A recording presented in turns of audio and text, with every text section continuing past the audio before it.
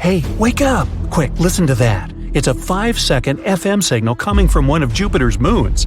You fumble for your phone and inform your colleagues. They freak out over the news and rush to the lab. You've been a scientist working with the Juno probe, exploring Jupiter for years. But this is the first time you've witnessed something so unusual. Ganymede is Jupiter's largest moon and the biggest moon in our solar system. If this space body didn't orbit around Jupiter, it would be classified as a planet. It's even bigger than Mercury and Pluto. What makes this moon stand out among others is the fact that it has its own magnetic field. The moon was born around 4.5 billion years ago. It means it's as old as Jupiter itself. This planet-sized space body takes 7 Earth days to orbit its planet. Everyone gathers at the laboratory, impatiently waiting for you to play the recording of the signal coming from space. Your colleagues get their game on, trying to figure out what the source of this mysterious sound is. Around 40% of Ganymede's surface is dark, with craters scattered around, and 60% is light-colored. There are formations that were probably caused by tectonic activity or the release of water from under the surface. Scientists managed to discover a thin layer of oxygen trapped in the moon's atmosphere. The temperatures there are super low, between -170 to -200 degrees Fahrenheit. There isn't much information about how the moon behaves or what chemical elements it hides inside. Some of your colleagues try to create the same conditions that existed when the sound was transmitted.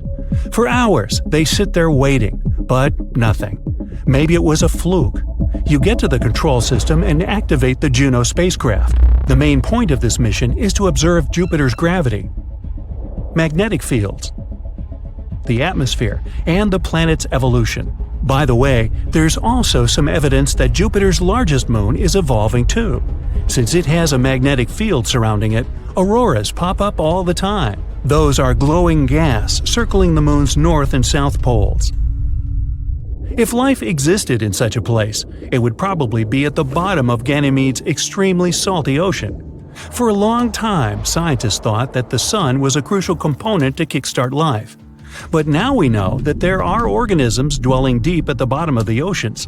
Those are doing just fine without sunlight. The oceans of our planet are teeming with some of the most bizarre creatures of all shapes and sizes. Sea lilies live some 10,000 feet underwater. They got their name because they look like flowers, except they're not plants but animals. Don't be fooled by their stems and leaves. Those are body parts equipped with nerve endings to detect food around them. Goblin sharks are probably some of the most weird-looking sharks that live at the bottom of the ocean. They can grow up to 12 feet long and have a very unusual snout. Now take a look at the anglerfish. It has a bioluminescent blob on its head to attract prey and navigate its way around the dark ocean floor. It's a natural flashlight that never needs new batteries. It's only the females that have these flashlights, though. The blobfish is another bizarre animal living down there. It lives in the Atlantic, Pacific, and Indian Oceans, 9,000 feet under the surface. Anyway, even though you asked everyone to keep the news confidential, it somehow leaks to the media and becomes a new trending topic. You get a call from a news agency. They say they want to interview you about this breakthrough that may prove life exists in outer space. The next day, you head down to the news station to talk about your discovery. You have a whole live studio audience watching your every move as you reach out to grab your glass of water. The crew scurries around doing some last-minute checkups before you're live on air. The makeup artist does some final brush-ups. The sound engineer asks you to test your mic once more. Several of the producers are sitting in the front seats. Bright lights are flooding the studio. The countdown begins. 3, 2, 1, and you're introduced. And the host asks you to explain what it was that you heard. You tell them about the Juno space probe orbiting Jupiter. After a couple of questions, the host finally brings up the most dreaded one. Might the mysterious sound be coming from another civilization? Everyone leans in, waiting for you to answer. You freeze, not knowing what to say. Even though the crushing pressure at the bottom of the ocean is 1,000 times stronger than at sea level, life still exists there. Algae, which is considered a delicacy in the ocean world, is off-menu for deep-sea creatures due to a lack of sunlight. Many of these bottom dwellers have to munch on leftovers instead. Those sink down there from the upper layers of the ocean. The freezing temperatures and the intense pressure have altered the cells of these creatures. This has made them more resilient than the average fish. Bacteria were developing their own ways of surviving. Studies show that they feed on certain gases and chemicals, like sulfur and carbon dioxide. Methane and hydrogen are released when tectonic plates move against each other, and some of these bacteria feast upon those gases too. Tardigrades, also known as water bears, are microscopic critters that can live and thrive in extreme conditions. You can find them in volcanoes, frozen glaciers, and even in the empty void of space, which means that some life forms might actually exist on Ganymede. You explain this to your audience. Then you mention that you don't have enough information to determine if it was another civilization or a natural phenomenon that produced the sound. This doesn't mean that the bottom of Ganymede's freezing oceans isn't teeming with its own bizarre and weird creatures. There might be some legendary beasts like the kraken or leviathan there, or weird glowing fish with two heads, a fish with tentacles and a large fin, giant crabs. The bacteria there might be as varied as our own. The plants, if they exist there, have to be strong enough to survive the sub-zero temperatures. The animals on Jupiter's largest moon could be as big as our blue whales or as tiny as plankton. After the interview, you head back to the lab to examine the records once more. On your way home, you see posters of yourself with captions like, "Are we not alone?" Hey, you've become a celebrity. Many people take pictures of you. You've been booked by other agencies for more interviews. Some science magazines even want to put you on the front cover as the Person of the Year. Every time you come to work, you wait for the sound to appear again. But nothing. You send a signal from the Juno probe, trying to make some sort of contact with whatever produced the sound. Nothing. That night, you pass out on your desk once more. Eureka moment wakes you up in the middle of the night. There might be something you've missed. You run the numbers again and realize that the answer was in front of you this whole time. It wasn't another civilization that produced this sound. The source was electrons. Every planet produces its own sound. It's created when charged particles from the solar wind and the planet's magnetosphere interact with one another. That's what happened on Ganymede. The electrons in its magnetic field, where the probe picked up the signal, were acting stranger than usual, and this amplified some irregular frequencies. You're embarrassed and spend the rest of your night making phone calls, telling your team the news. The agency that interviewed you releases a statement. They explain that other civilizations aren't trying to contact us. You sit back at your desk, waiting for the next big thing to happen. Europa is another of Jupiter's moons that may host life. It's made up of an iron core, a mantle, and a salty ocean, twice the volume of all the oceans on Earth. And just like Ganymede, the ocean lies under a water ice crust. Scientists claim that there might even be active volcanoes there, and some resilient bacteria may live there. With enough water, certain chemicals, and a source of energy, Europa could produce life. But it's unlikely that we'll find anything but tiny microbes. Jupiter has 79 known moons, and the four biggest of them that are particularly interesting are Galilean moons. They were named after Galileo Galilei. He discovered them in the 17th century. They have something in common, but at the same time are all very different. Europa is the smallest of the Galilean moons with a diameter of 1,860 miles. It orbits Jupiter every 3.5 days. The first images we got from there were taken in the 1970s. Its surface mostly consists of water ice. Europa has long fractures, often around a mile wide, that can extend for thousands of miles across its surface. They were probably formed as the crust pulled apart from tidal forces on the mysterious ocean beneath the surface. In 2012, scientists discovered water vapor plumes erupting close to its south pole, rising up to 125 miles. These plumes can help us find what's inside Europa without having to land there. Scientists think there could be a magnificent ocean hidden 10 to 15 miles beneath the solid surface. That ocean could be 40 to 100 miles deep. Even though it's just 1/4 of Earth's diameter, it contains twice as much water as all of our oceans together. This ocean is a potential environment for some forms of life. Scientists believe the entire ice crust is floating on that ocean. It probably makes a full rotation around Europa once every 12,000 years. In the image the Galileo spacecraft took, you can see small dark brown spots. They're 6 miles across and formed as the hot, less dense material was getting to the surface. It either pushed the crust or broke through it altogether. The surface of Europa consists of so-called chaos terrains. They're rough areas surrounded by a smoother surface. Its equator could be covered in ice spikes called penitentes that can go up to 50 feet high. We have them on Earth too, especially in dry areas at high altitudes. But none of them are as big as those on Europa. Our moon has over 5,000 big craters with a diameter of more than 15 miles. Europa's surface lacks impact craters and doesn't look like it's more than 50 million years old. This means the surface of Europa is changing and reforming all the time.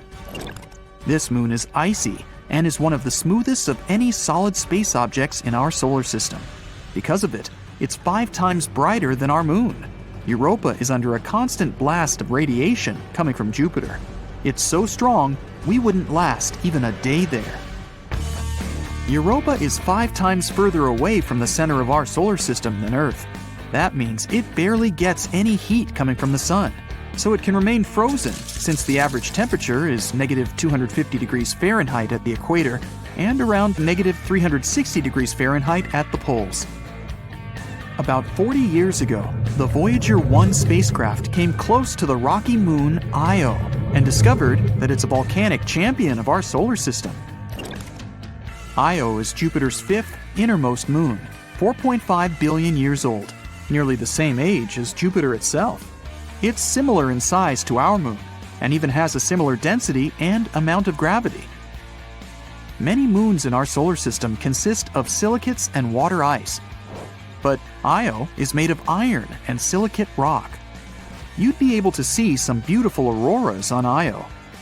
As this moon rotates around Jupiter, auroras change brightness all the time, but they're always there. Io is relatively close to Jupiter, almost 260,000 miles above its cloud tops. If you could come to Io and take a look at Jupiter from there, it would appear almost 40 times bigger in the sky than our moon. Stargazing there would be amazing. Io needs 42.5 hours to orbit Jupiter. Our moon needs almost a month. At some points, Io's tidal bulge can go up to 330 feet. It's similar to what we have on Earth. The gravity of our moon causes ocean tides. Io doesn't have an ocean, but the ground itself moves and goes up and down. It's like an elevator taking you to the bottom and then the top of a building with 30 stories. The gravity of Jupiter and its other big moons affect Io, so the solid ground tides on its surface are over 5 times as high as the highest ocean tides on our planet. All this makes Io so hot on the inside that some of the inner materials melt, boil, and try to escape in any way possible. Eventually, it creates a hole in the ground, which then turns into a volcano.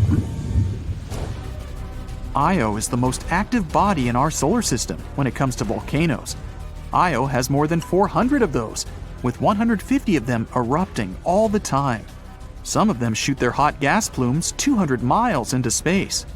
It would be difficult to walk there because we're talking about a pretty intense world of floodplains of liquid rock, huge lava flows, multiple lava lakes, and giant collapsing mountains. Ganymede, the largest moon in the solar system we know of, also has the biggest water ocean. It's 26% greater than Mercury when it comes to volume, but it's less dense. This giant moon has a thick crust of water ice 90 miles deep. There might be a huge ocean of liquid water underneath. It extends 60 miles deep, which is about 10 times deeper than the deepest point in the Earth's ocean. The Voyager spacecraft also detected polar caps made of water frost there. Ganymede is half rock, half water, including tiny amounts of metals and ice. Its atmosphere is very thin and doesn't contain oxygen. This ocean most likely doesn't contain life. the Earth is a great example of how certain microbes and creatures can survive deep down without sunlight. But the ocean of Ganymede is so deep and the pressure is so strong that the water at the bottom is probably compressed back into ice. Certain forms of life in the deepest areas of our ocean survive thanks to geothermal vents that eject minerals. Since there's likely thick ice between the ocean and the core, this isn't the case with Ganymede.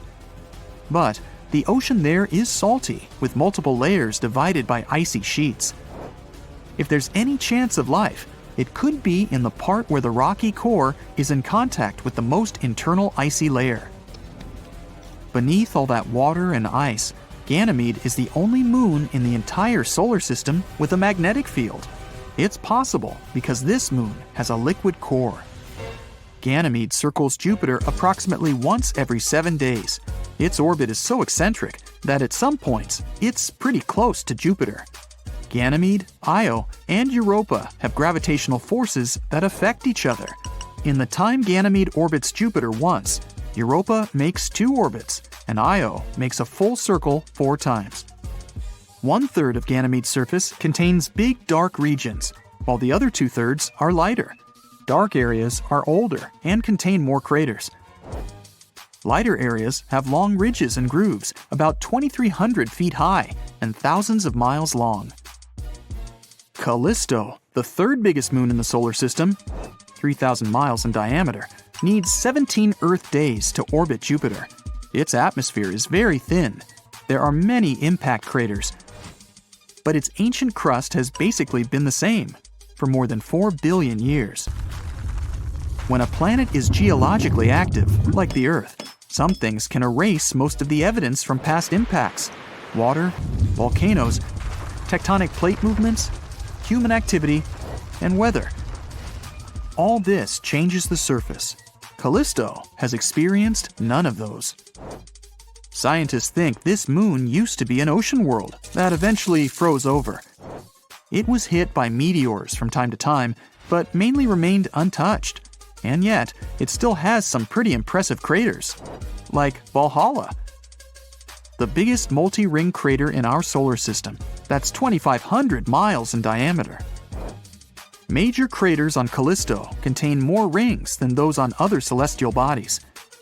Whatever hit the moon was big enough to have punctured the thin crust, causing water to spread on the surface. And under this thin crust, there could be either salty ocean or soft ice. The Galileo space probe detected that Jupiter's magnetic field couldn't penetrate through this moon, likely because of a layer at least 6 miles thick. That's why it's hard to explore Callisto. Moons like Europa have vents that eject water from the subsurface oceans. But to explore Callisto and discover more about its past, we'd have to use the old-school way, digging through the crust. If we wanted to explore the outer parts of our solar system, Callisto would be a great spot because Jupiter's radiation doesn't reach it. So we'd be safer there than on some other inner moons. Uh-oh, hurricane alert! Everyone's hiding! The speed of the wind outside is more than 75 miles per hour. Seems like a lot, but this storm is moving at 400 miles per hour. Wait, do such speeds exist? Yep, but to see a storm that fast, you'll have to travel to Jupiter. So let the journey begin. The planet is huge. Almost 1,300 Earths could fit into this gas giant. It's also incredibly hot, with the temperatures reaching about 43,000 degrees Fahrenheit at the planet's core. Unfortunately, you can't land on Jupiter's surface because, well, being a gas giant, it doesn't have any solid surface. But you can go deeper into Jupiter's atmosphere. Look at these thick brown, yellow, red, and white clouds passing by. They're what make the planet look colorful and kind of striped. If you continue descending toward the center of the planet, you'll see its atmosphere, mostly made up of hydrogen and helium gas, becoming liquid. It happens because of immense atmospheric pressure. The planet's core itself is a mysterious object. Scientists still haven't figured out whether it's a molten ball of thick liquid or a solid rock 14 to 18 times the mass of Earth. Anyway, exploring Jupiter isn't the main goal of your trip. No, you've arrived here to see the Great Red Spot. It's an enormous storm raging in the southern hemisphere of the gas giant. Its top parts are towering more than 5 miles above the tops of the surrounding clouds. The storm is 1.3 times wider than our planet. In 2017, NASA's Juno space probe managed to collect lots of data about the red spot. And it turned out that this monster of a storm goes more than 200 miles down into the planet's atmosphere. That's 30 to 100 times deeper than any ocean on Earth. But these measurements are most likely imprecise, and the storm's true roots can be reaching even deeper.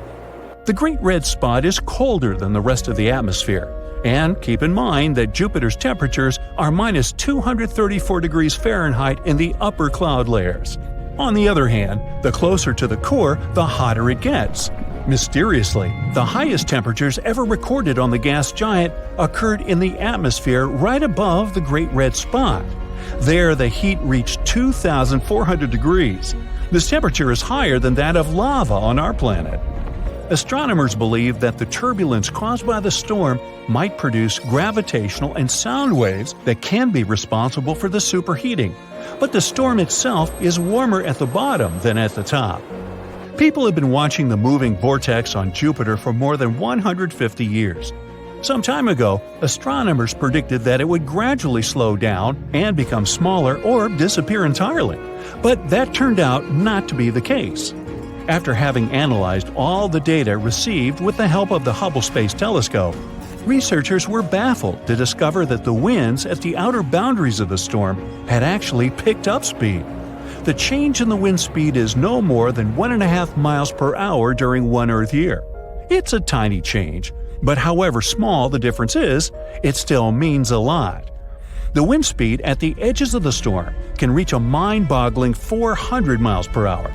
That's faster than Earth's tornadoes. At the same time, if you found yourself at the center of the Great Red Spot, you wouldn't be too impressed. The winds there move way more slowly. Scientists faced lots of challenges when they were trying to understand the mystery that was the Great Red Spot. It's unclear what fuels the storm. Can it be the nature of the storm's home planet?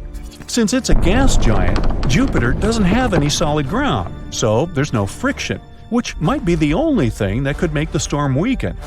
The hot gases in the planet's atmosphere are always moving, rising, falling, swirling, just like on our home planet, where cooler and warmer air mix and merge into one another, forming giant circling storms. Astronomers think that once, several enormous storms could have come together and created the Great Red Spot. And now, it keeps going by constantly drawing cool gases from below and hot gases from above. Plus, the storm might be absorbing other smaller vortices. This makes the Great Red Spot even more powerful. Unfortunately, thick clouds on Jupiter don't allow astronomers to see what's going on in the planet's lower atmosphere.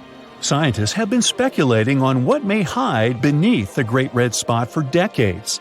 Is it a massive volcano? Unlikely. Jupiter is mostly made up of gases, and it doesn't have a crust that could crack, letting lava escape from the planet's interior.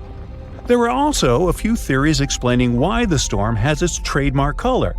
It varies from whitish and pale salmon to bright orange and brick red.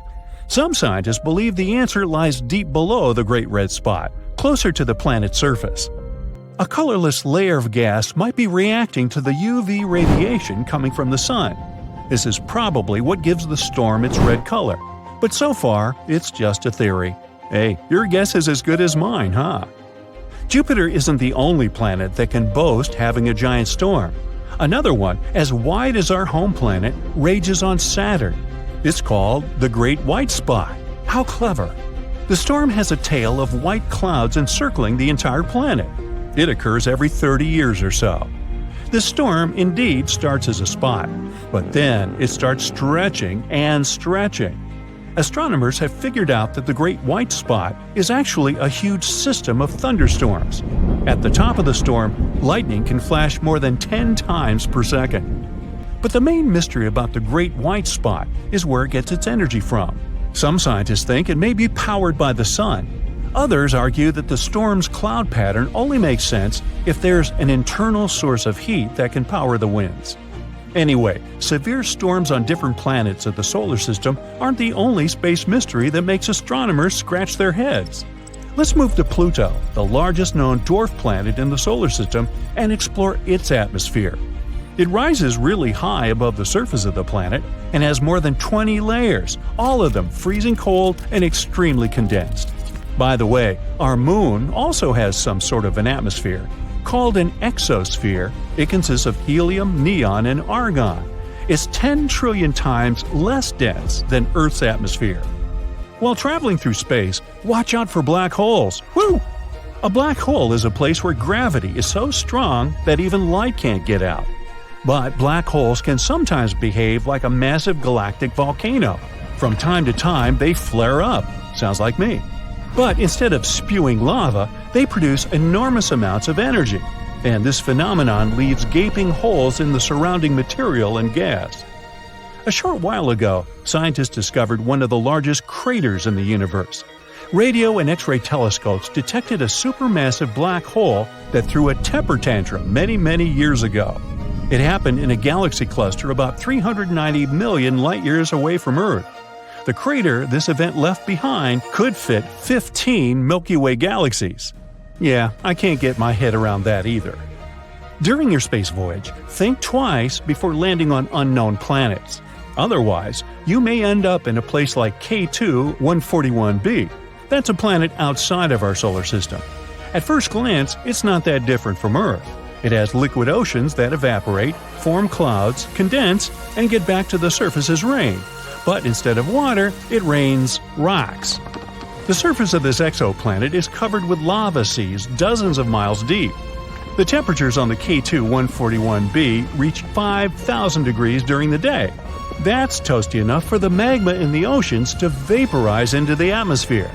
Then, supersonic winds, which can move at the speed of 1 mile per second, carry this rock vapor into the planet's night side. The vaporized magma cools down, becomes liquid again, and falls as a rocky rain. Not a vacation spot. Too hot. I'll pass. Sand is everywhere. In your eyes and mouth, in your hair, under your t-shirt, and in your shoes. You can hardly stand. The wind is so strong, it's knocking you down. Suddenly, an especially powerful gust sends you to the ground. You crawl toward the back door.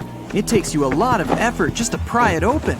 Once inside, you get to your feet and sneak a peek outside. Just clouds of dust and a deafening roar. Okay, it's time to call for help. It started a month ago. One day, you went out to the garden behind your house. It was a windy day. You even spotted a tiny tornado under your apple tree. It hardly reached your knee, lazily swirling around tree leaves and dust. You tried to make it disappear by poking it with your foot. But even after several attempts, the mini whirlwind just didn't want to break apart. You shrugged and went back home. The next day, the tornado was still there, and had it grown? Interestingly, instead of growing taller, it got wider. At that moment, it started munching on your flowering shrubs. You got curious and decided to keep track of this unusual phenomenon. You measured it every day and carefully wrote down all the information in a special notebook. Maybe later I'll write an article or even publish a book about my storm, you thought. One day, you got out of the house to find your favorite apple tree broken. You couldn't figure out how it happened. The storm still looked harmless and too weak to damage a rather large tree. But after this accident, you started asking yourself if not calling for help was the wrong thing to do. Apparently, it was, because just a month later, your mini-storm has suddenly grown to twice its original size. It's unsafe to go outside now. It seems as if your house is in the middle of a real tornado. You can't see the sky behind a wall of dust and debris. Your garden is ruined, trees broken, bushes and shrubs pulled out of the ground and sent flying somewhere far away. You hear your doorbell ring. A group of scientists you invited has come to the rescue. You show them the garden with your personal natural disaster and enjoy their stunned silence. But after a couple of seconds of initial shock, they spring into action. Ignoring the howling wind, they start carrying inside different equipment. It looks very complicated. Your kitchen turns into the researchers' laboratory. You get informed that your house will be temporarily used by the scientists. You take your things to the smallest bedroom and watch the professionals work. Your kitchen is filled with beeping gadgets and devices covered in flickering lights.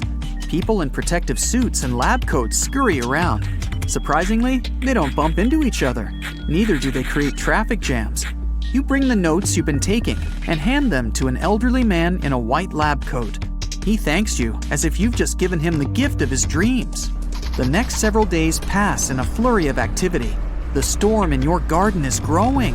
The scientists seem to get gloomier every time you see them. It's around 2 a.m. when something wakes you up. You blink your eyes open and realize the house is shaking. Your homegrown tornado must have gotten so big, it's reached the house. In the morning, several scientists pull you aside to tell you the unpleasant news. You have to move out. The storm is indeed growing. Soon, it'll wipe your house off the face of the earth. Nothing can be done. You're gaping at the people telling you to get out of your house. Where will you go? They tell you they're building an additional research lab not far from the place. It's important to be able to observe the storm in real time. Anyway, there's a spare room with everything you may need in that facility. Why don't you stay there for a while? It would also be convenient for the scientists. They may need you to answer the questions that appear during the process. You agree because you don't have any other choice.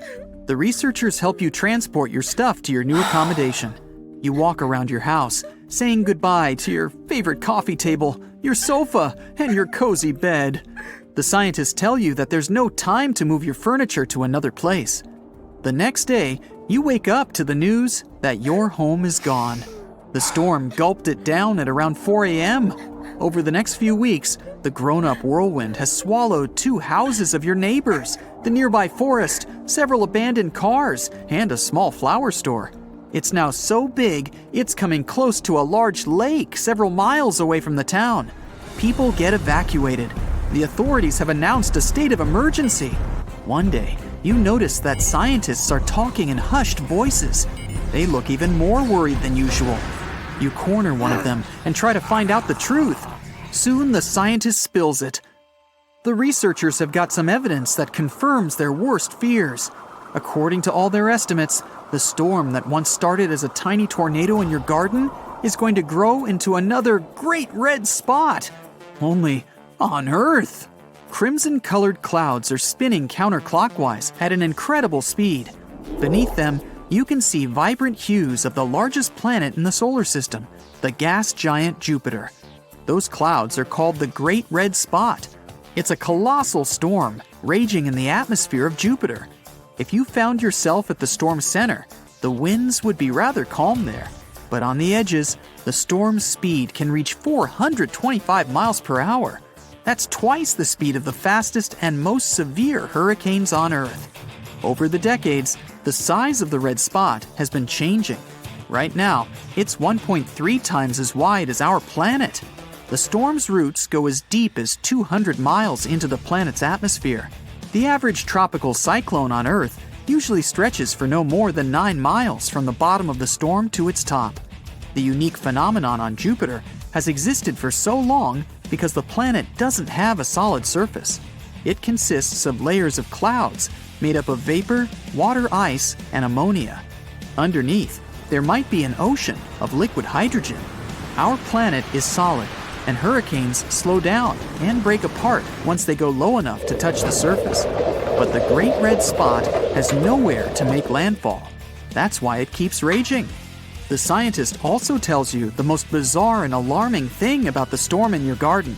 Instead of growing weak and disappearing many weeks ago, it's not only still going, but it's also getting bigger and more powerful. Even the most experienced specialists can't explain this phenomenon. After analyzing it for days on end, they've come to the conclusion that it shouldn't have appeared on Earth. It's against the laws of nature. Interestingly, the storm's composition is a bit similar to that of the Great Red Spot. You're impressed, but still can't get why the researchers look so worried. It turns out that your once mini-storm is likely to grow as large as that on Jupiter. But since Earth is way smaller than the colossal red spot, it's likely to swallow our planet whole. It'll grow and grow wiping out towns and cities, forests and highways. At the same time, it'll become more powerful. People will have to leave their homes and get evacuated to relatively safe areas, until there are no more safe areas left. This process will take years, but it'll still be too fast for people to prepare. There will be two ways to deal with this global problem. One of them is to colonize the moon or another planet, for example, Mars. But it's an incredibly long process, and the storm will conquer the entire planet before the first spacecraft with people leaves Earth. Or scientists may try to stop the hurricane. There's a technology called the sunglasses effect. Billions of tons of dense gas get pumped into the atmosphere. This gas absorbs sunlight and cools down ocean water, which is the engine of any hurricane. The researchers aren't sure if this method will work with your storm. It formed not over the ocean, but in your garden. There are almost no similarities between Earth and Jupiter.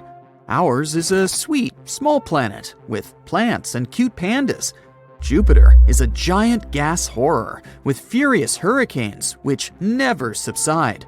And if you fall into this planet, you might literally fly through it. But what would happen if our Earth was the size of the father of the solar system? Oh, this is going to be fun. Jupiter is a planet so big that I bet you can't even imagine its scale. Its radius is about 11 times the radius of Earth, and it's about 316 times more massive. So, to turn Earth into another Jupiter, we'd need to increase its radius by 11 times.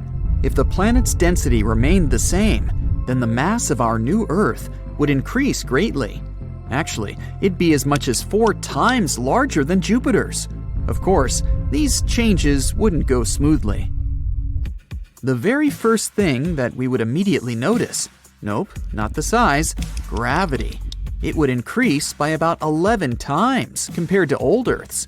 Scientists say we can actually survive on a planet with greater gravity, but only if it's less than 5 times stronger than what we have now. Well, let's assume that we're daredevils, always ready to challenge nature. What would our life be like? Well, not very pleasant. After each step, you'd have to sit down on a bench and take a break, as if you've just run a marathon. Yes, it would be that hard to walk. Oh, and good luck with getting up later. In order to somehow move around this planet, we'd have to pump up very strong muscles. No more problems with junk food, 'cause you'd have to become a heavy lifter just to get to the refrigerator. The force of gravity affects not only movement, but also the size of everything. Do you know that many astronauts gain some height due to weightlessness in space? So if you're worried about being short, here's a solution for you. On the other hand, strong gravity would make us all shorter. This would go not only for humans, but for everything on our planet. Trees would become very small. To grow upward, they would have to move water from their roots to branches, which would be unrealistic with such gravity. So they'd all turn into little bushes. Also, no more mountains. Even the largest ones would become very small. But at least now, everyone would be able to conquer Everest. This would also apply to animals. Our pets would have to quickly evolve into pumped-up corgis just to be able to walk somehow. Oh, and say goodbye to birds, of course. If you think that's not enough suffering, let's add another thing. It would be very difficult for us to breathe. Atmospheric pressure would increase dramatically. That's because Earth would start to pull air toward itself with great force. You'd literally feel the weight of it on your shoulders. Remember what I said about taking a break after each step?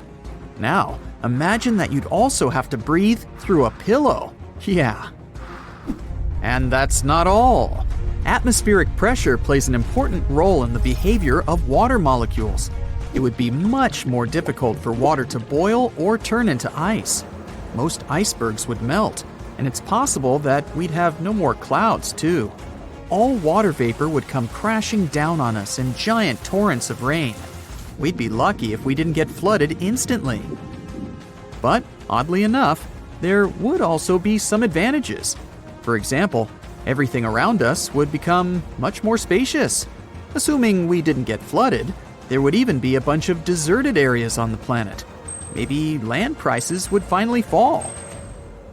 But these unexplored areas would most likely remain unexplored, since we'd hardly be able to travel across seas and oceans. Not only because moving across the water would be incredibly difficult, but also because all water bodies on the planet would become 10 times larger. The very thought of getting lost in the ocean is frightening, but imagine if it was 10 times deeper and bigger? Uh-oh. So, no more sailing. And forget about flying by plane, or visiting space ever again. But it seems like it's still not all. If Earth was the size of Jupiter, we'd also have volcanoes raging everywhere. Due to the increase in its mass, Earth would become terribly unstable. All extinct volcanoes would become active again, and there would be lava and poisonous gases everywhere. In 1883, there was the most destructive eruption in the history of humankind, the eruption of the Krakatoa volcano. It occurred on one small island, but people all over the planet could feel the consequences. The eruption destroyed the island, triggered many tsunamis, and clouds of poisonous gases spread for miles. Now imagine this, but 10 times worse. That's what would happen on our Jupiter-sized Earth. It would probably be similar to the fall of the Chicxulub meteorite, the one that wiped dinosaurs off the face of the Earth. Then, poisonous gases spread all over the planet, causing one of the greatest massive extinctions in the history of Earth. Oh, and we would also lose the magnetic field, like the cherry on top of the cake. The magnetic field is very important for life on Earth. According to Rory Barnes from the University of Washington, it shields life on the planet from the nastiness of space, which means all sorts of radiation and solar winds. There's a molten iron core inside our planet that is responsible for producing the magnetic field. If the amount of pressure on this core increased due to gravity, it could solidify. And because of this, Earth's magnetic field would disappear. We would be exposed to the effects of cosmic radiation. Too scary to even imagine. Alright, so now we know that living on this new Earth would be a real nightmare. But what about outer space? You've probably heard that Jupiter, thanks to its strong gravity, protects us from asteroids. Well, this would become our job. Jupiter experiences about 24,000 collisions a year, and now it'd be our destiny. Do you remember me mentioning the Chicxulub meteorite? Similar tragedies happen to our planet once every 100 million years or so. But if it became the size of Jupiter, these guys would visit us every Friday. Also, we'd have to say bye-bye to the moon. Our natural satellite is too close to us. So if Earth grew in size, it would be a real catastrophe. We would literally watch the moon being torn apart in the sky. Of course, after that, all these fragments would crash into us. One of the theories claims that billions of years ago, the moon somehow separated from Earth, and its pieces gathered into a ball. Now, it would be like watching its creation rewind. And even if the moon survived, somehow remaining in Earth's orbit, the changes in the tides would still be dramatic. The consequences of these changes would be very unpredictable, but probably a bunch of tsunamis would be some of them. On the other hand, we'd probably gain a couple of new moons. Jupiter has as many as 79 of them. It would probably be a spectacular view, if only gas clouds from all those volcanic eruptions didn't block it. Also, the appearance of a second giant planet would have significant consequences for the whole solar system. Don't worry, other planets wouldn't crash into us. Many people underestimate just how far the planets are from one another. But still, the new Earth would shift the orbits of other planets a little and affect the rotation speed. And Earth itself would rotate around the Sun much more slowly because of its huge mass. For example, 1 year equals 12 Earth years on Jupiter. All this, of course, would greatly affect seasons and the climate in general. So, Would there be life on Earth? Bold of you to even ask this question. But if one day we do manage to find a habitable super-Earth close to Jupiter in size, it would be very interesting to take a look at it. Scientists keep finding new planets they call super-Earths. It's a class of more massive planets than Earth, but way lighter than ice giants, such as Uranus and Neptune. Super-Earths can be made of rock, gas, or a combination of these two.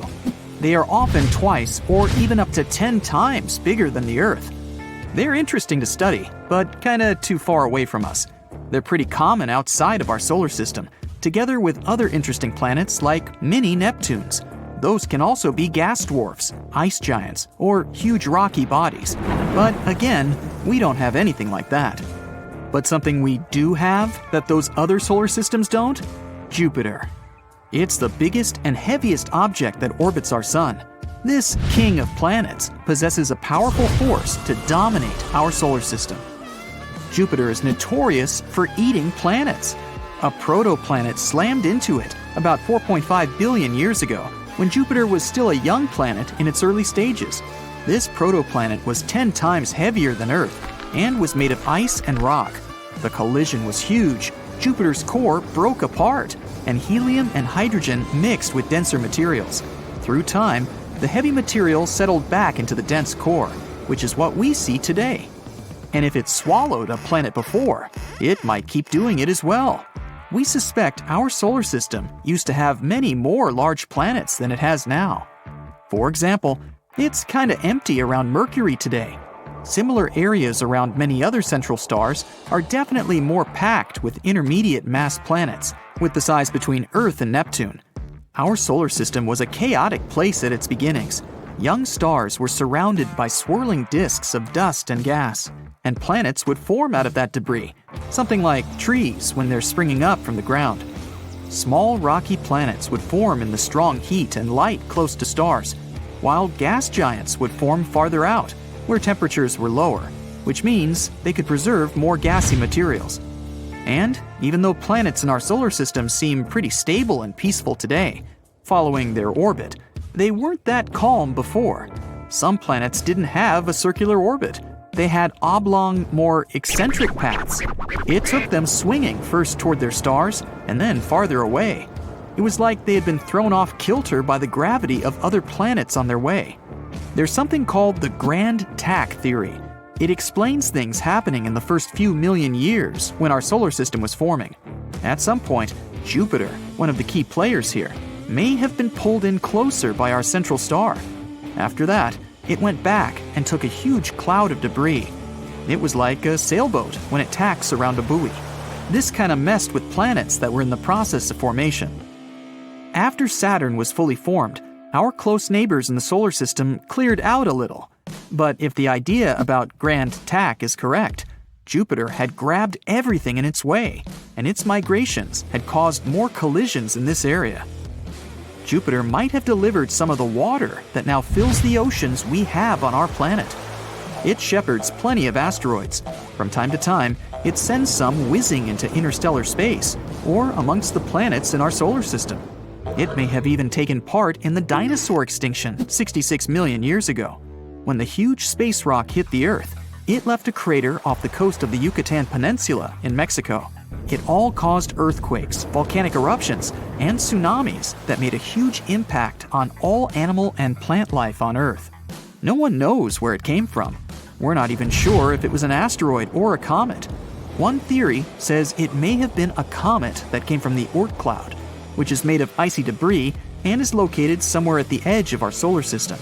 It could have been bumped off course by Jupiter and its powerful gravitational force. This way, our solar system was like a pinball machine, where Jupiter, the biggest planet, kicks incoming comets into orbits that send them closer to the Sun. When these comets are near the Sun, they can go through strong tidal forces that break them apart and eventually create shrapnel-like pieces of a comet. That event was a point when our mammalian ancestors started to rule. That means without Jupiter, there might not be us either, nor the Earth. It seemed like our biggest planet came swinging in, destroyed older planets, and cleared the way for smaller worlds like ours. Jupiter may have been the reason why we can't find Planet 9 right now. Scientists believe it exists, and they think it could be hiding somewhere beyond Neptune, but not Pluto. There are 3 zones in our solar system: the inner planets, outer planets, and whatever there is beyond. The mysterious planet could be the size of the Earth or Mars. It swirled among the gas giants before they eventually swept it toward the outer parts of our solar system, or even somewhere into deep space. Jupiter has stripes because of differences in temperature, atmospheric gas, and chemical composition. Scientists used to think the only reason for these different colors was the mighty atmospheric wind and material circulating between layers of the atmosphere. Now we know the light-colored stripes, or so-called zones, show us where the gas rises. When the stripes are dark-colored, they're called belts and can tell us where gas is sinking.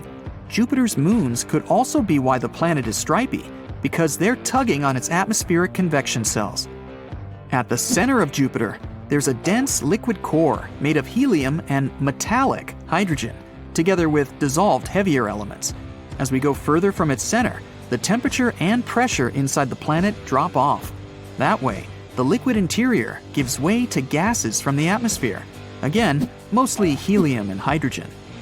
No one knows how deep this liquid-gas boundary lies, but the planet is probably fully liquid a couple of thousand miles under its cloud tops. Jupiter would still be bigger than some other giants, like Saturn, if we could strip its gases. Jupiter is sometimes even called a failed star, although that's not quite correct.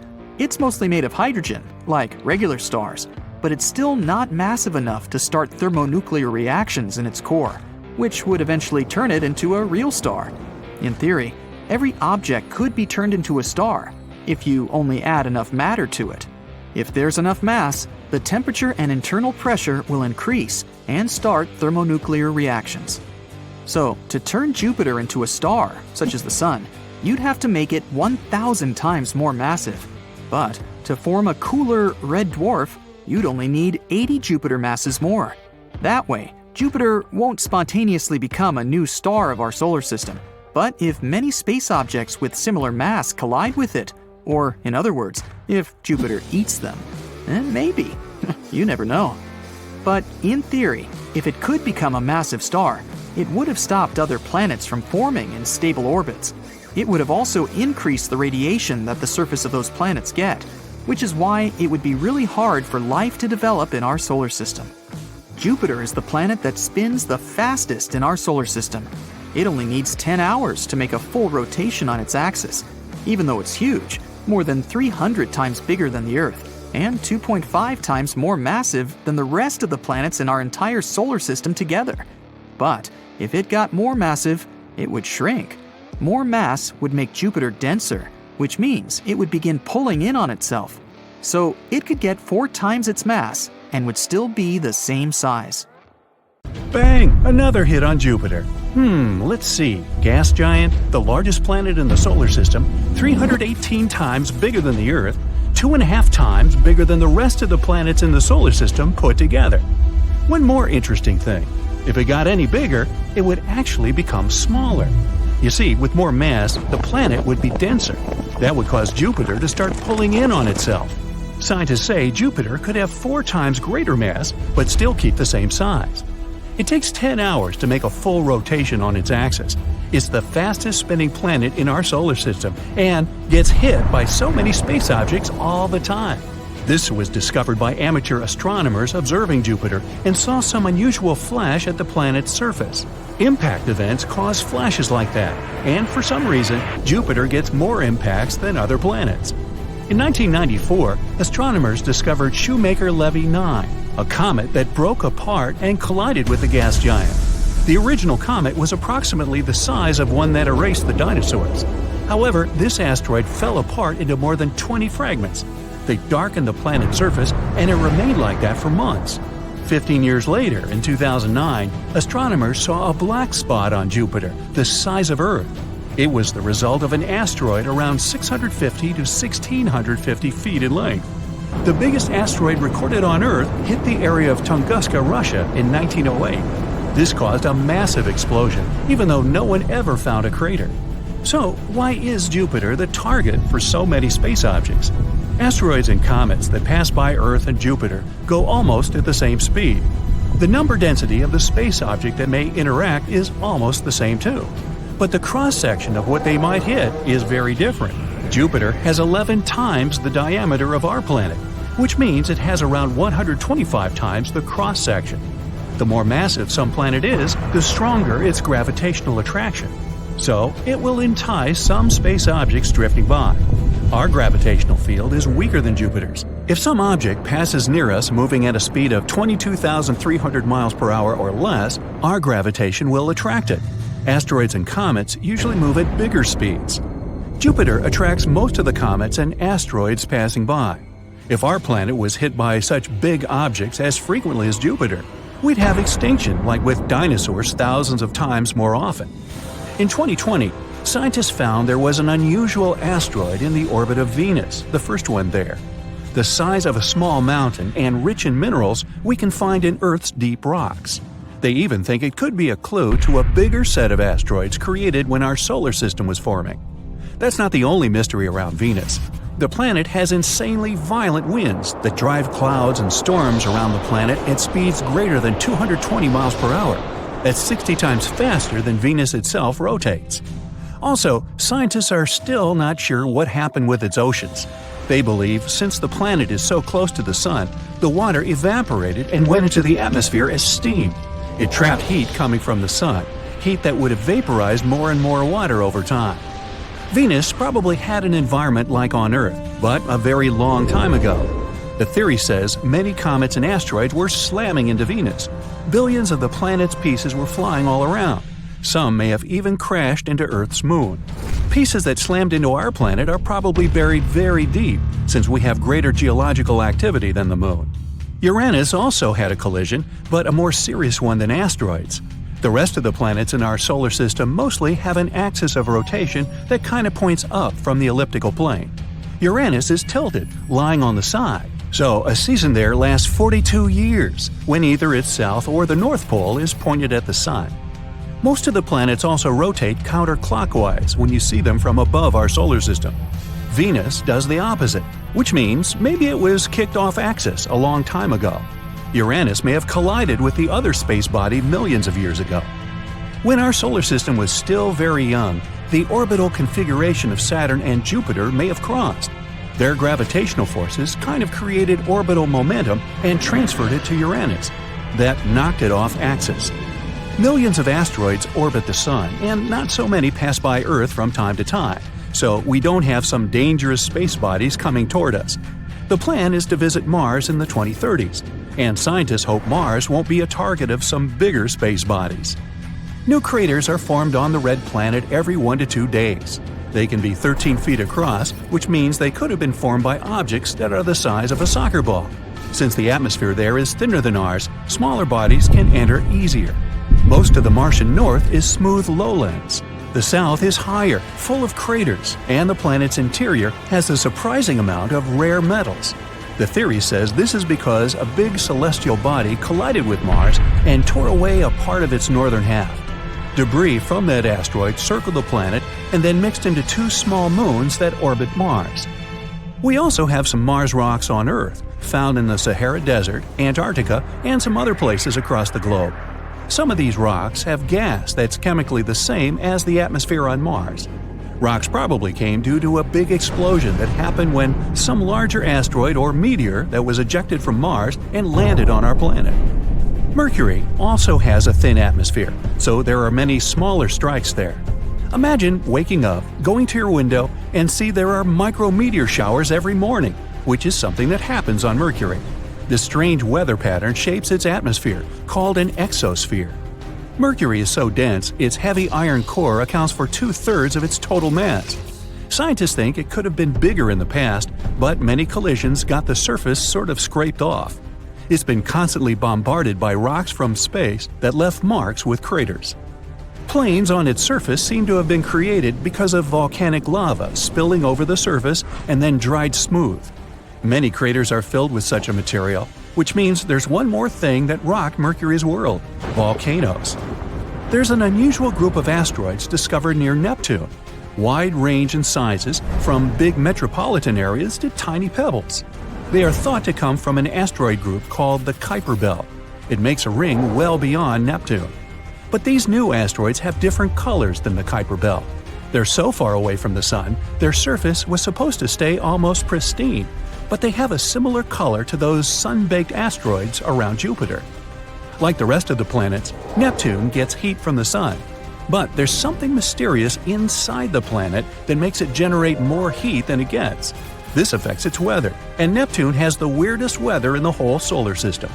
Massive storms, insanely high winds, cirrus-like clouds that rapidly change all the time.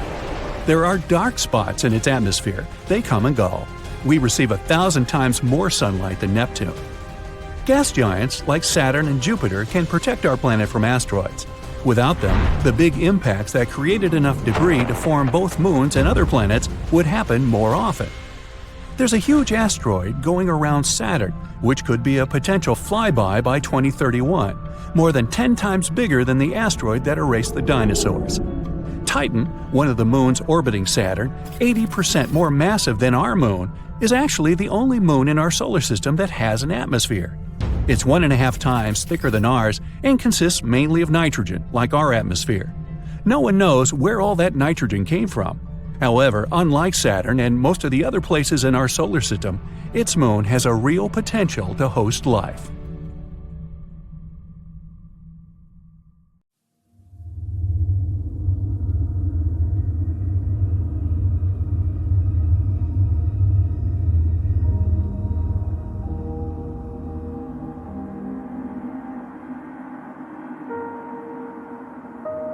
The Sun's heat is beneath our feet. Scientists have figured out that Earth's core is actually as hot as the surface of the Sun, around 10,800 degrees Fahrenheit.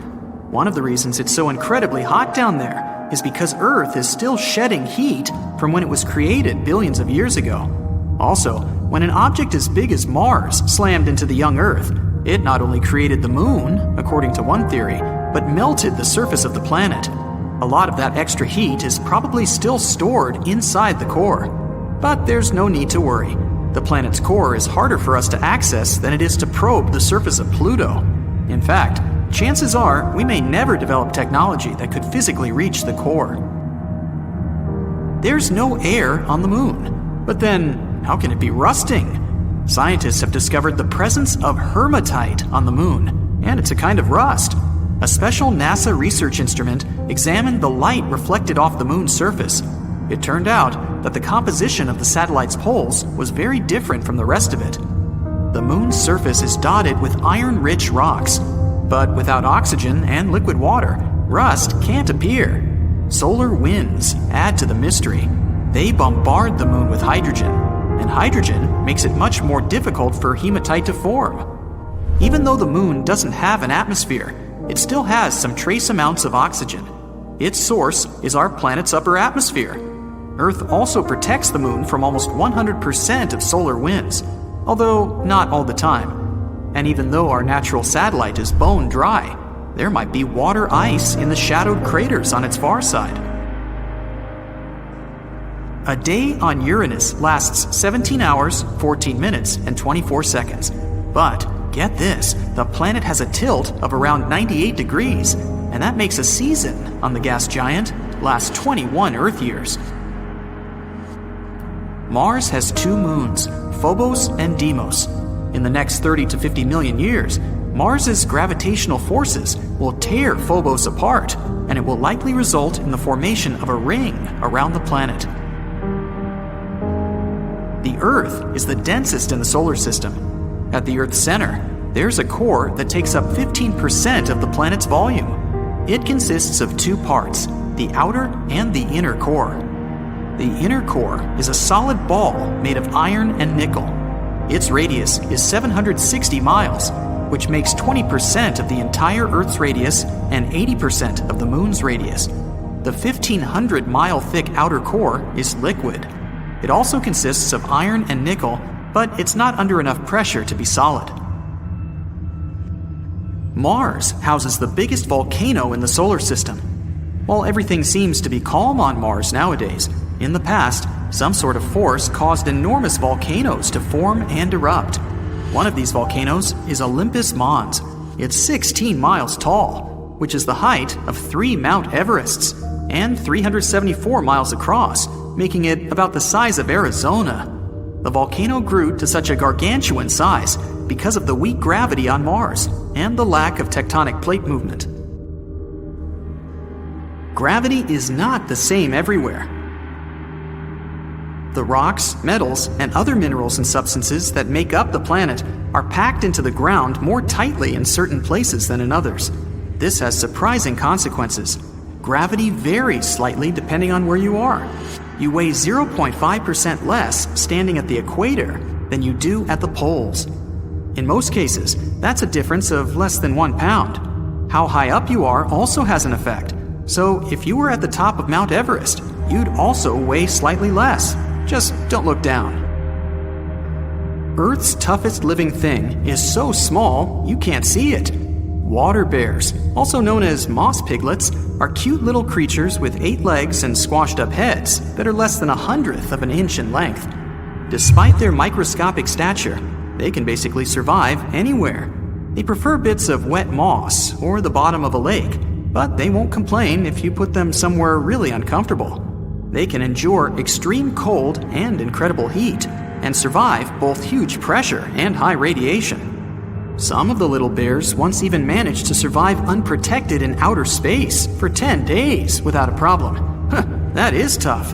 They handle all these things by rolling up into a ball and hibernating, which reduces their need for oxygen and food. The moon's gravity is about 17% of that on Earth. If you weighed 200 pounds on our home planet, on the moon, your weight would decrease to a mere 34 pounds. You would also be able to carry stuff 6 times heavier than what you can carry on Earth. It would also be easier to walk on the moon's surface, but it would be more dangerous too. Your feet, inside a heavy spacesuit, would sink into the lunar soil up to 6 inches deep. But let's imagine you decided to skip the tedious process of walking by leaping through the air. Then you'd likely lose control of your jumps in no time. Plus, the moon's surface is littered with deep craters. It would be a tough feat to avoid all of them. You can see solar eclipses because even though the moon is 400 times smaller than the sun, it's also 400 times closer to Earth. So it's perfectly capable of obscuring the star. But in 50 million years, I won't be around then. The moon won't be able to block the sun completely because of the satellite's changing orbit.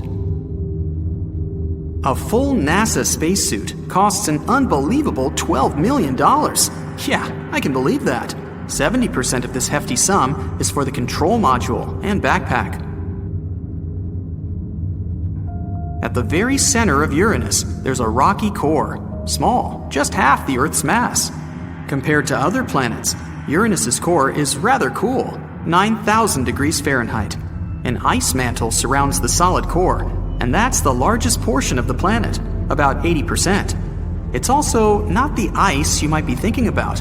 It's a hot, dense fluid made up of water, ammonia, ice, and methane, sometimes referred to as a water-ammonia ocean.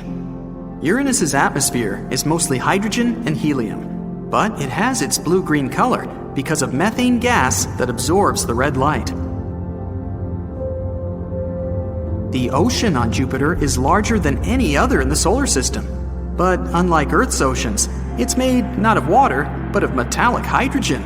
The ocean's depth is a mind-blowing 25,000 miles. That's almost the same as the distance around Earth. Venus is a champ when it comes to volcanoes. The planet has about 1,600 major ones, but none of them is known to erupt.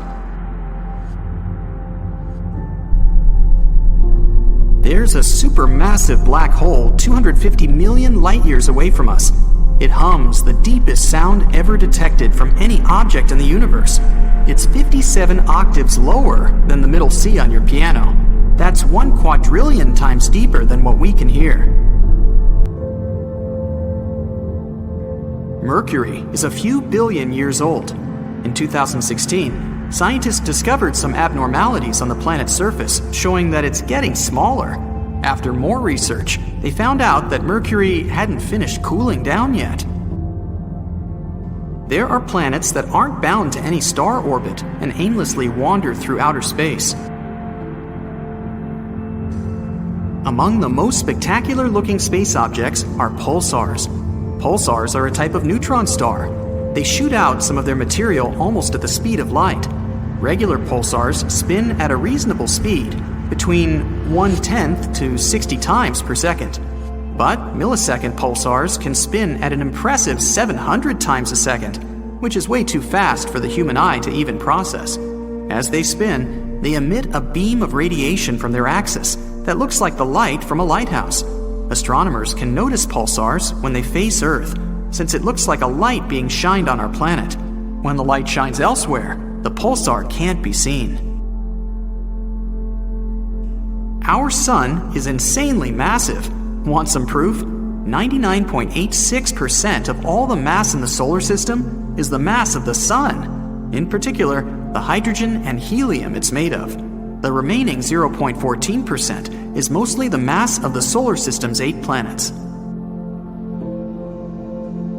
Saturn's rings are very thin compared to its size.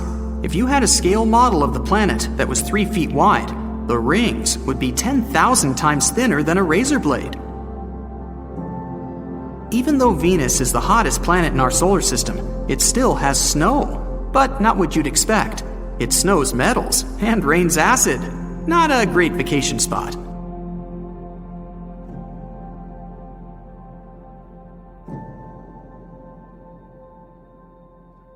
Mercury, about 3.8 billion years ago.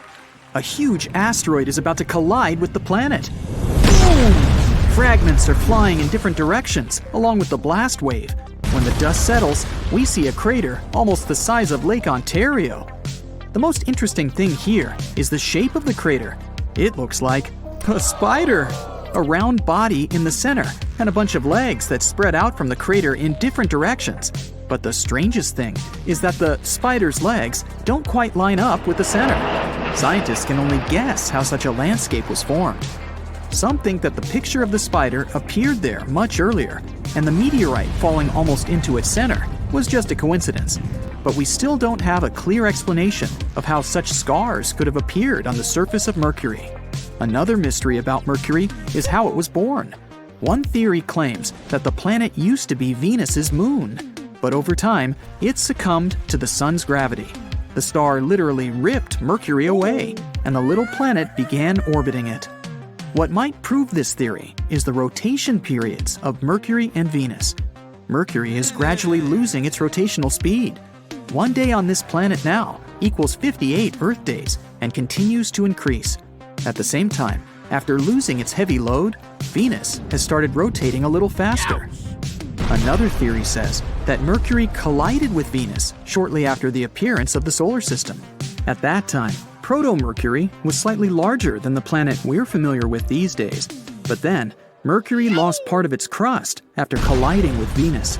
And a little later, Venus collected this debris. But scientists still can't come up with a definitive answer as to how Mercury was formed. Uranus, a gas giant, 18 Earth-Sun distances from our home. This planet seems calm compared to other giants, like Jupiter with its Earth-sized storms. And still, Uranus has something unusual to boast about. This dark spot, for example, was detected by the Hubble telescope in 2006. At that time, it was almost twice the size of Alaska. A few years later, bright spots appeared there. It turned out that they were methane clouds that moved across the surface of the planet at a speed of 300 miles per hour. But we don't know what exactly causes such storms on Uranus. Maybe we can solve this secret by looking at another mystery of Uranus. This planet rotates while lying on its side. If you look at the axis of our planet, you'll see that it's vertical and only slightly tilted. It's the same for most of the planets in our solar system, but not Uranus. Its axis is almost horizontal and pointed toward the sun. One of the poles of Uranus is fully illuminated at almost all times. The polar day on the planet lasts for 42 Earth years. When the tilt of Uranus's axis changes, the polar day starts on the other side of the planet. The other pole plunges into darkness for 42 years. This change of seasons can cause severe storms on the planet's surface. But why exactly Uranus lies on its side is unknown. Perhaps billions of years ago, the gas giant collided with several asteroids that were about to become a young planet. Such a protoplanet, similar in size and weight to Earth, could have tilted Uranus after crashing into it, but it's still just a hypothesis. Now let's go to Jupiter's moon, Europa. The big mystery here is whether there is life on this moon. Scientists don't deny such a possibility. All you see on the moon's surface is ice. The stripes you may spot are actually long, wide cracks. For a long time, scientists thought this moon was nothing more than a block of ice. But now, they think there might be liquid water inside. The core of Europa is heated by the tidal forces of Jupiter. This warm core melts the ice around it, so there really could be a huge ocean under the ice crust. Since water is the basis of life, different microorganisms could exist there. But we would only find out if we sent a probe there. We would have to drill through 24 miles of solid ice and start searching in an ocean twice the size of all water reservoirs on Earth. Look at Saturn's moon, Titan. It's the second largest moon in the solar system. It's 50% bigger than Earth's natural satellite. It's the only place in our solar system, other than Earth, where liquid water has been proven to exist. But the most interesting thing about Titan is its atmosphere. It's 250 miles thick. This distance is almost 40 times greater than the average cruising altitude of commercial planes on Earth. And it's 95% nitrogen. For comparison, Earth's atmosphere is 79% nitrogen, which means they're quite similar. The mystery is that no one knows how this atmosphere appeared there. One theory suggests that many years ago, meteorites hit Titan's surface almost non-stop. Massive rocks collided with the crust, raising the pressure and temperatures on the moon. Under such conditions, the ammonia in the air decomposed into nitrogen and hydrogen. The heavy nitrogen fell on Titan's surface, while the light hydrogen rose and flowed out into space. But some scientists dispute this theory. Another mystery of the solar system is the hypothetical star Nemesis, and whether it really exists. If you look at all the stars of our galaxy, most of them are paired, which means that two stars orbit around each other. Statistically, the Sun must also have a companion. So, some scientists have made an assumption that the largest mass extinctions on Earth were related to some mysterious object in space. They hypothesized that there was a red dwarf somewhere within 1.5 light-years away from the center of the solar system, and every approach of this dwarf star to the asteroid cloud disturbed these space travelers. Every time it happened, several asteroids began their journey toward Earth and caused a mass extinction. But this star hasn't yet been discovered, and many scientists question this hypothesis. Now let's look at the very edge of the solar system. A photon of light has to travel 1 year to get here. Scientists believe the Oort cloud exists in that area. It's a hypothetical region where tons of asteroids and blocks of ice gather into clouds. It's the furthest place where the sun's gravity still works. Presumably, this spherical cloud wraps around the solar system.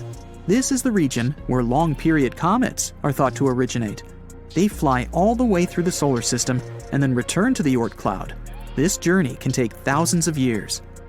Even more exciting, there could be a gas giant called Tyche in that region.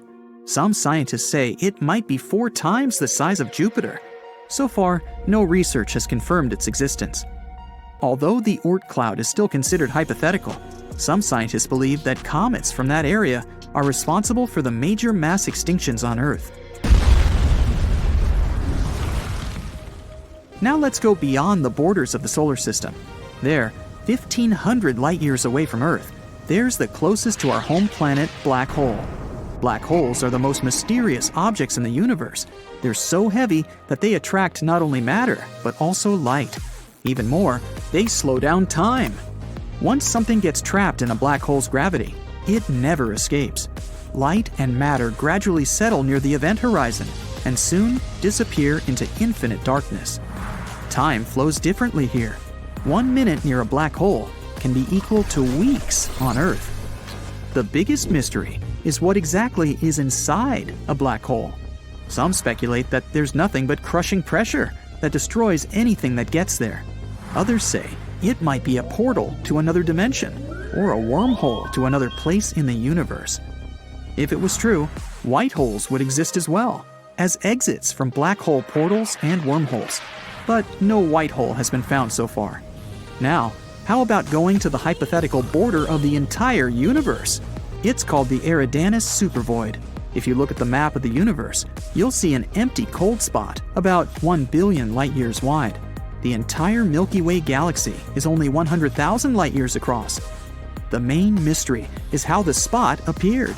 One theory says this void is the scar left by the collision of two parallel universes. Imagine that universes are giant bubbles, and one day, two of these bubbles collided. That's when the parallel universe ripped several galaxies out of our bubble. So far, this is the only explanation for how such a huge cold void could appear in our universe. Our solar system might have some more planets up its sleeve. We know about 8 official planets, but they're not the only ones that survived the chaotic formation of our solar system 4.5 billion years ago.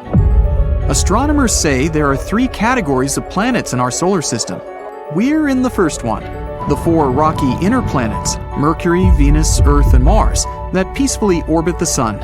They're located within the main asteroid belt that separates Mars from Jupiter, which is in category number 2. That one's a group of planets in the outer solar system, the gas giants, Jupiter, Saturn, Uranus, and Neptune.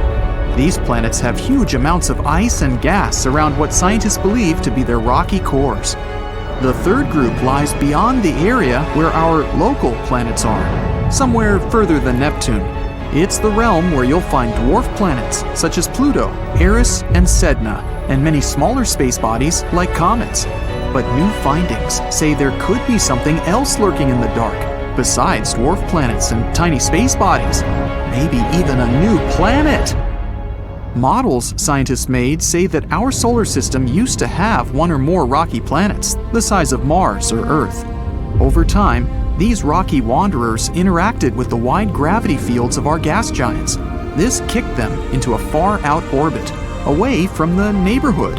The question is, if one of those Mars-sized planets survived and could really be somewhere out there. Scientists have made simulations to see what potentially happened. These showed that in half of such cases where planets interact with the gravity of gas giants, they get ejected into interstellar space. In the remaining half, there's this one rogue planet left in an orbit similar to the ones the Kuiper Belt objects are following. There's only one thing left to do now: find it. Astronomers found the loneliest planet in the universe. They were trying to find distant brown dwarf stars, or failed stars, ones that never become massive enough to start shining. Stars are born with big masses, which means they also have strong self-gravity.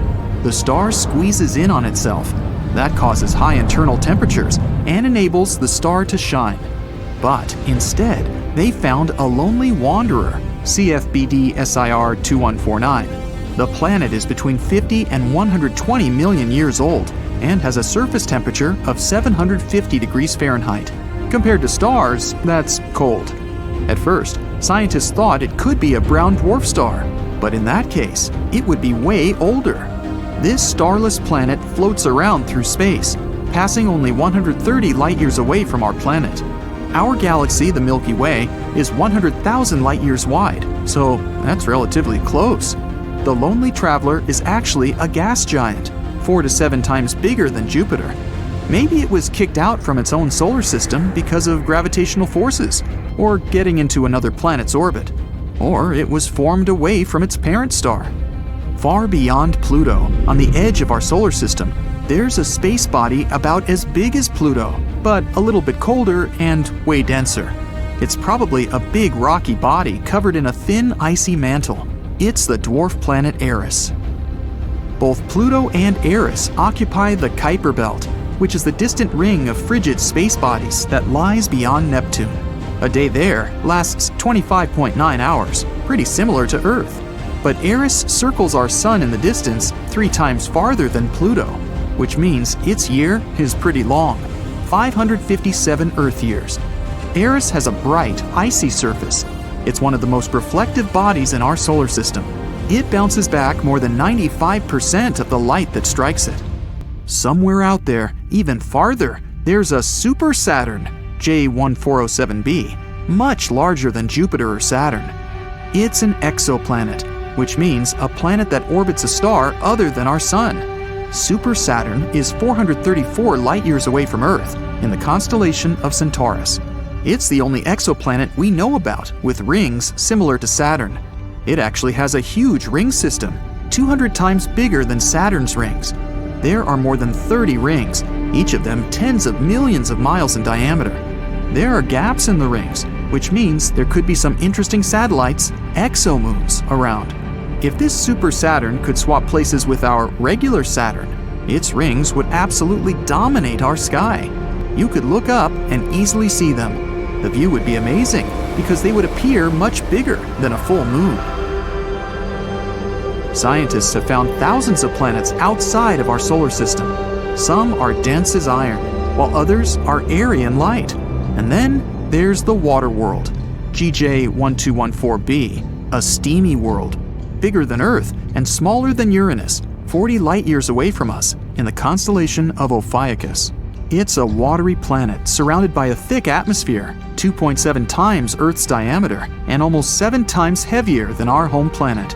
It was most likely formed somewhere farther from its star, where there was plenty of water ice, but later migrated to where it is today.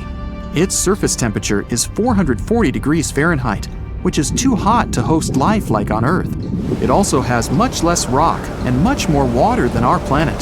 Imagine a planet with no land, but only endless oceans covering all of its surface. High pressures and temperatures would form things like superfluid water or hot ice, some pretty exotic materials that we can't see on our planet. Gliese 436b. It's a Neptune-sized exoplanet 30 light-years away from our planet in the constellation of Leo. It makes one full orbit around its star in a little more than 2 days.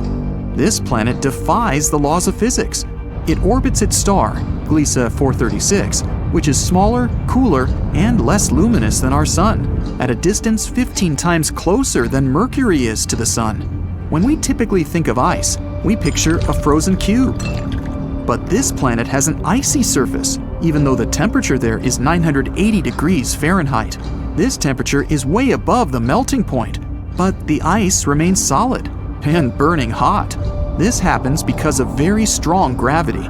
It compresses the water vapor in the atmosphere into solid ice. The pressure here doesn't allow the ice to melt, no matter how hot the surface is. Now imagine being on a mysterious planet and it suddenly starts raining sapphires and rubies.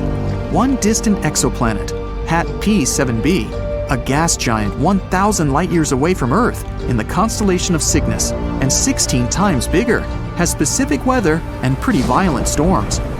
Rubies and sapphires are scattered across the planet when it's raining. On the planet's night side, there's a high amount of corundum in the atmosphere. And corundum is what mineral gems such as sapphires and rubies are made of. Clouds of corundum give such an amazing view. The planet is plagued by severe winds that often turn into powerful storms that push huge masses of those clouds across the planet. Although the planet is uninhabitable, it would certainly be cool to come there and pick up some gems. Still, the weather is pretty wild. Plus, the temperatures are over 4,600 degrees Fahrenheit. By comparison, Venus is the hottest planet in our solar system, and its temperature is only 900 degrees Fahrenheit. Looking over the expanse of space, you can see a beautiful little blue dot in the endless darkness. It's an exoplanet, HD 189733b, that lies 63 light-years from us in the constellation of Vulpecula. But it's way hotter and larger than our planet, around the size of Jupiter, and it completes its orbit around its host star in only 2.2 Earth days. That orbit is so close that the planet is most likely tidally locked. That means it's always showing only one face to its star, like our moon always shows one side to Earth. The weather here is crazy. The winds blow at up to 5,400 miles per hour, which is 7 times the speed of sound. The fastest wind on Earth only hit the mark of 230 miles per hour. And it gets better. The rain here is not made of water, but of molten glass. Clouds are made of silicate atoms and particles. They are the key element that gives the planet its cobalt blue color, not the reflection of oceans, which is the case with Earth. Earth used to be purple. Today, even when you look at our planet from space, you see a lot of green. The green we see in nature is there because of photosynthesis. the process where plants transform energy coming from the sun into energy they need to live and to produce oxygen for us. The main part of the process that gives plants the green color is the chlorophyll pigment. A long time ago, instead of chlorophyll, there was a molecule called retinol. Its pigments absorb yellow and green light and turn it into red and blue, so the Earth was more purple. And then there's a pink planet, GJ 504b, far away from us, in the Virgo constellation, 4 times more massive than Jupiter. It's a newly formed exoplanet, around 160 million years old. By comparison, the Earth is 4.5 billion years old. If we could go there, we would see an incredible world that glows from the heat of its formation. Everything around you would be colored magenta.